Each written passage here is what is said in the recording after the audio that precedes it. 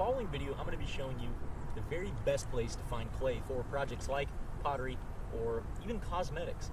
Now, we're also going to be refining this clay in the video and getting it to a more pure state, although the location we're getting this clay from is already very nice, right?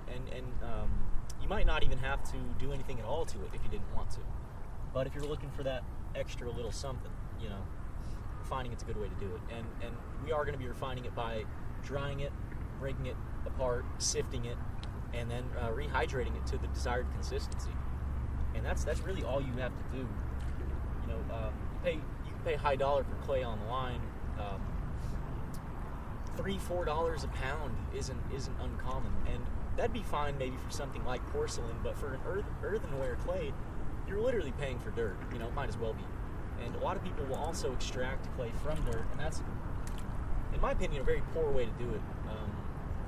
When you just dig down a little deeper and there's clay, right? And now that isn't true necessarily for everywhere around the world, but for a lot of the United States, most of it, there's going to be clay in the ground, right? It's an extremely abundant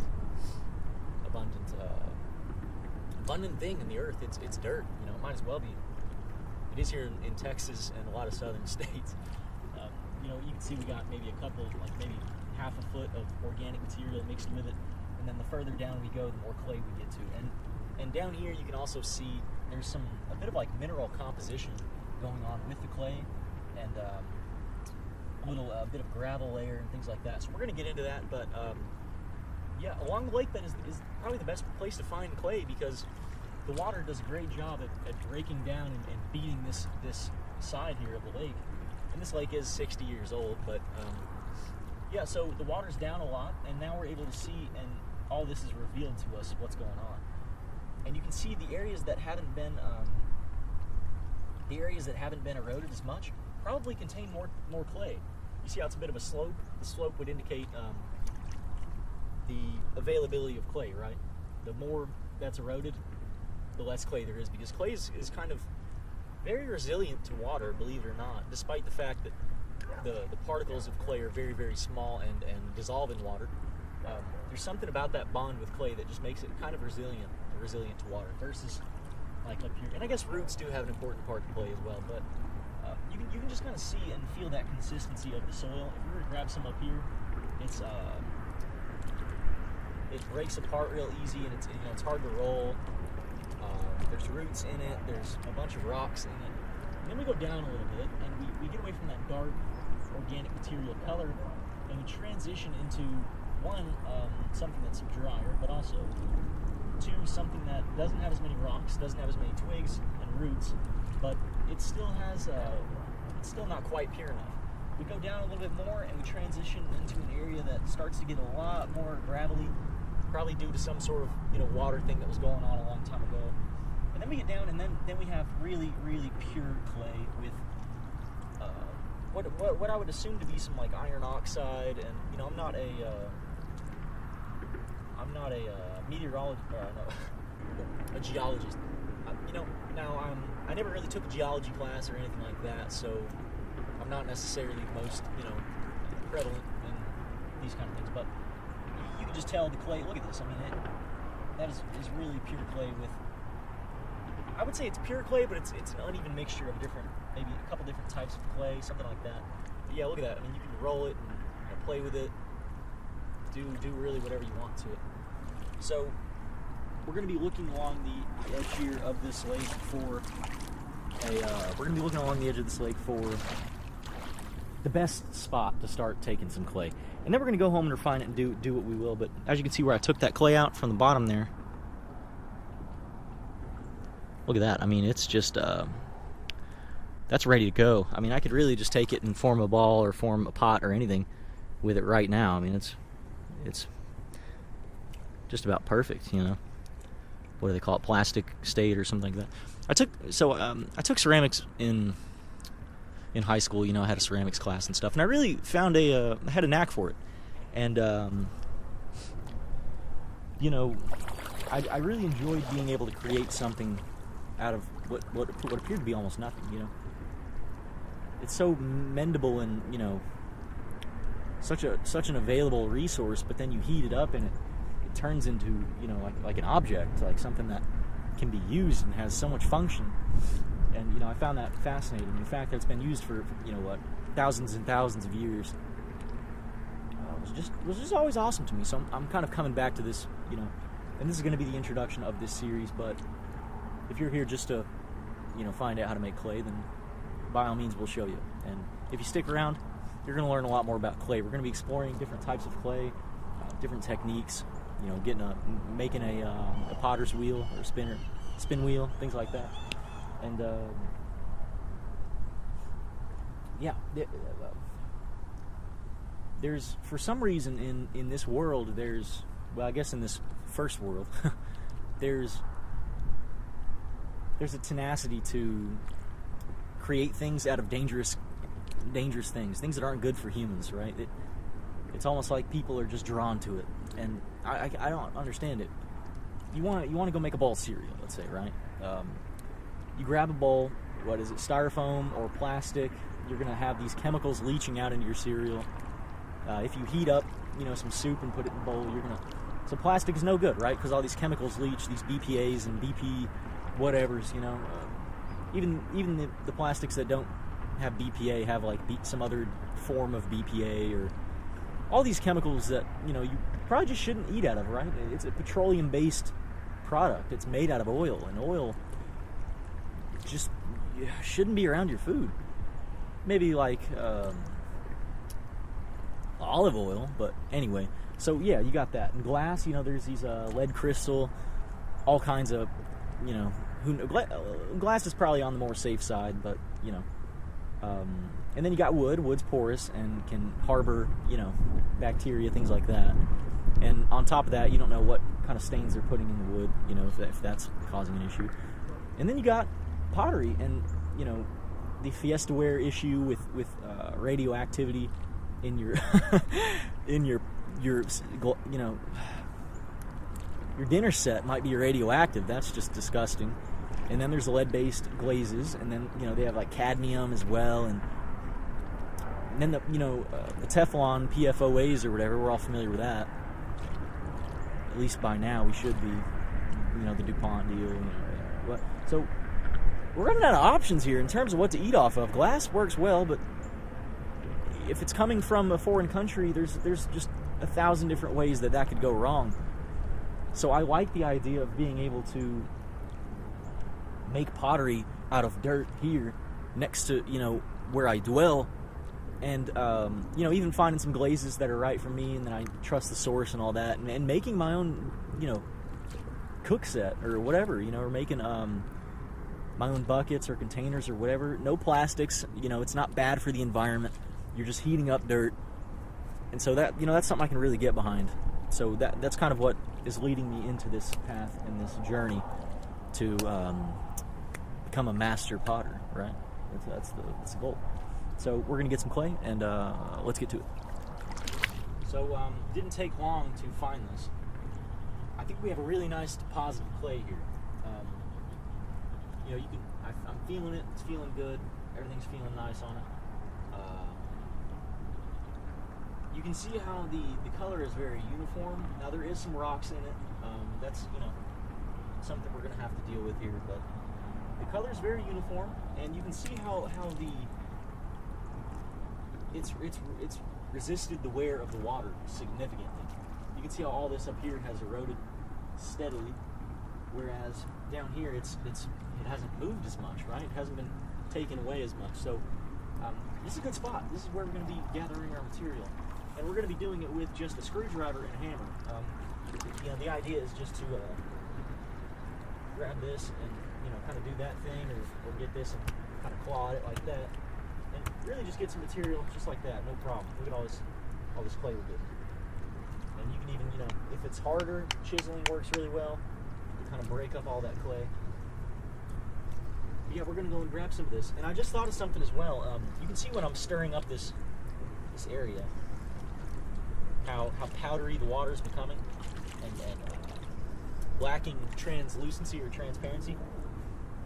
If your water is really cloudy and muddy, right, in your area, despite, you know, conditions, it's always got that lack of translucency or transparency, then you probably have a lot of clay in your soil. Now, I'm not talking about the terpenes in the water, right? That brown color that the trees and stuff cause, but that like muddy, real muddy color. It's from clay, and if you have real clear water in your area, then you probably don't have a lot of clay. But yeah, clay just loves being dissolved in water, despite it, when it's in clumps, not dissolving at all. Anyway, and we also have a little sand pile right here. That's interesting to note as well. If you ever need sand for any project or anything. But yeah, so we're gonna get digging you, and we're gonna bring you back to the house and get started on refining.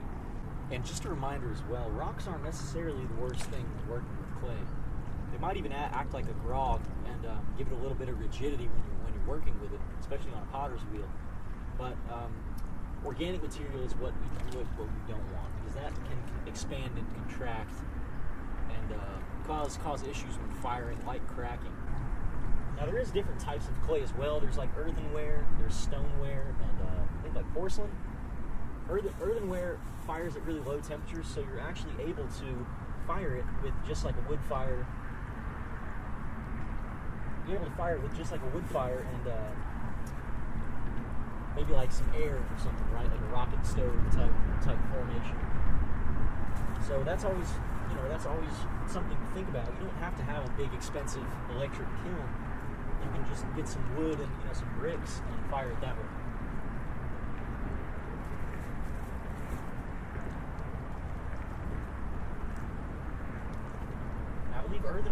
Earthenware won't be as hard as let's say porcelain, or as won't be as composed, but you'll still get a great product from it, and definitely something you can glaze and even eat with. And it's interesting to note here just how much human intervention has been around in this area.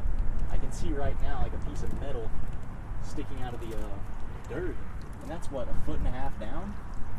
It's some chip of old piece of iron that was used for something here.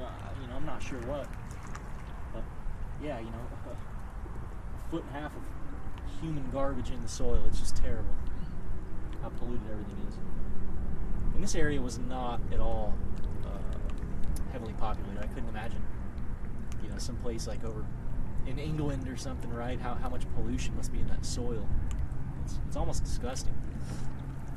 So anytime you are even having a garden, that's something to think about as well.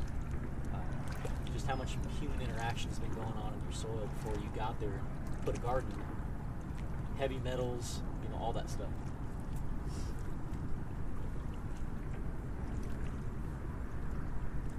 I couldn't imagine people getting clay from like some place in China or something, where there's just billions of people. Well, maybe not in one small condensed area. There's millions of people in an area, and then the soil is just sitting there collecting all that heavy metal content, and then someone makes a pottery piece out of it that you're eating out of, like a bowl or something. It's terrifying. And that's likely what you're getting. You're not getting like some weird country soil. You're getting like some right next to an urban area type stuff. Clay is also difficult to permeate because of how small the particle size is. So, it would be difficult for stuff to get into that, but that's awesome. Just a concern. But okay, so we got a massive, I'd say 25-pound bag just like that. Took no time at all. I'm gonna go ahead and gather up 2 more bags of this, so we'll have 3 bags, and I'll meet you back at HQ. So this next step is going to be pretty easy. All we're doing is just laying out all this clay, spreading it out even, and we're going to allow it to dry so we can break it down further. Nothing too difficult there. It really did not want to stay inside of these bags either, so nothing too hard about taking it out. Didn't take much to break that.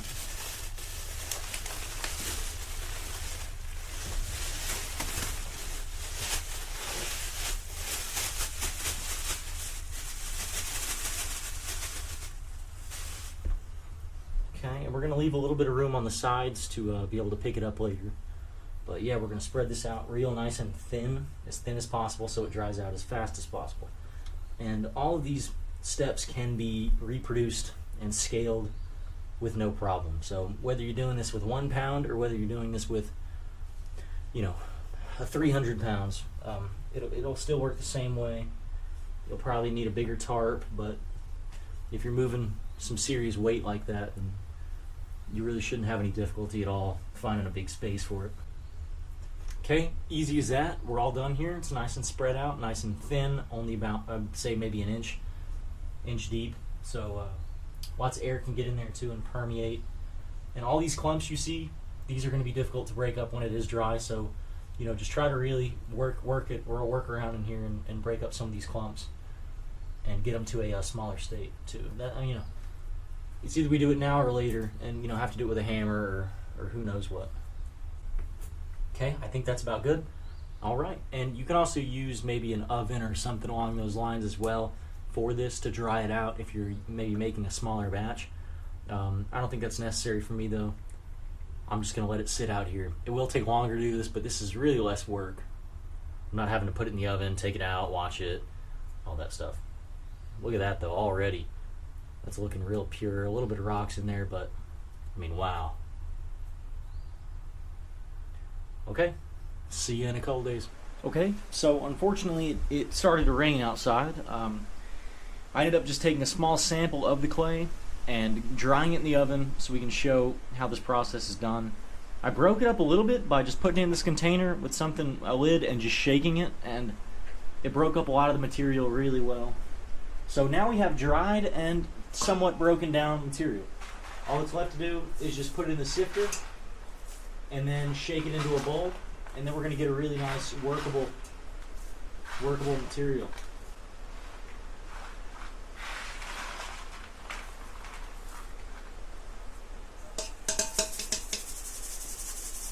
And you will get a lot of dust in this, so I probably wouldn't recommend doing this inside. And you might want to wear a dust mask as well. Something about silicone or the element silicone causing cancer.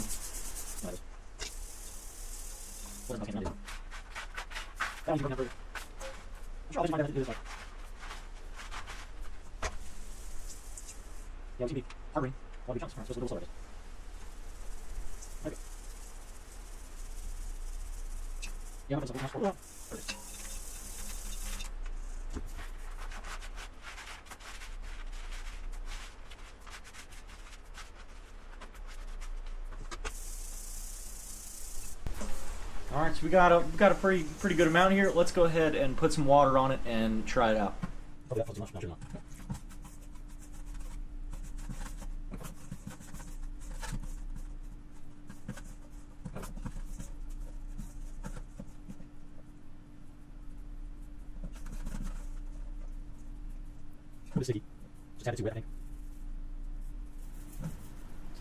You can see here it's just has a little bit too much moisture in it right now. It's not quite wanting to work properly, so just a little bit of playing with it and it will dry out. Just going to take a couple minutes. Okay, so I've been working with this clay for a little bit, and we finally got it to a state in which is what you would call, I guess, plastic state.